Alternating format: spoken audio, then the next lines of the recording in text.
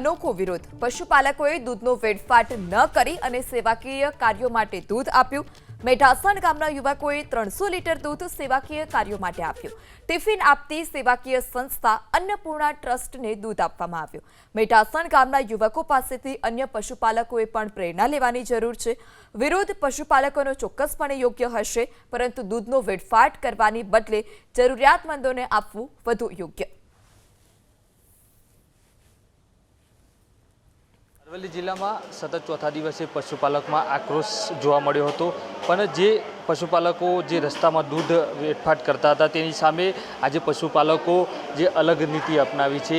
જે અન્નપૂર્ણા સેવા ટ્રસ્ટ મોડાસાની અન્નપૂર્ણા સેવા ટ્રસ્ટમાં મોડાસાના જે મેઢાસણ ગામના જે પશુપાલકો દ્વારા 350 લીટરથી પણ વધુ જે દૂધ છે તે અહીં આજે ટ્રસ્ટની અંદર જે 2 રૂપિયાનું જે ટિફિન સેવા કાર્ય શરૂ છે તેની અંદર આ જે દૂધ છે તે આપવામાં આવ્યું છે। આજે મેઢાસણ ગામના જે પશુપાલકો દ્વારા બહેરામુંગા સ્કૂલ અન્નપૂર્ણા જે ટ્રસ્ટ છે તેની અંદર 350થી પણ વધુ લીટર જે દૂધ આપવામાં આવ્યું છે। એટલે કે પશુપાલકો પણ હવે કહી રહ્યા છે કે જે પશુપાલકો જે રસ્તામાં જે દૂધ ઠાલવી રહ્યા છે તે ઠાલવે નહીં અને સેવાકીય જે અલગ અલગ જે ટ્રસ્ટો છે તેની અંદર તેમજ જરૂરિયાતમંદ વ્યક્તિઓને જે દૂધ આપવામાં આવે તેવી અપીલ પણ કરી રહ્યા છે। દેવાંગ ચૌધરી, એબીપી અસ્મિતા, અરવલ્લી।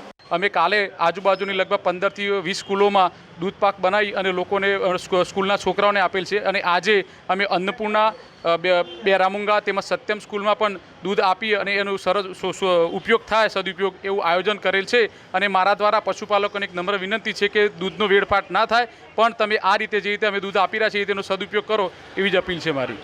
તેઓ અમે દૂધ વેડફતા નથી, પણ આવી સંસ્થાઓમાં બહેરામુંગાની અનાથ આશ્રમમાં એ જેવી જગ્યાએ દૂધ આપીએ છીએ અને બધાને એક જ પશુપાલકોને એક જ સંદેશ અમારો કે દૂધ વેડફવું નહીં, દૂધનો સદુપયોગ કરો।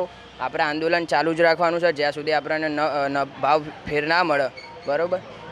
અને બીજા આપણા 74 પશુપાલકો જે હાલ અંદર પોલીસ સ્ટેશન છે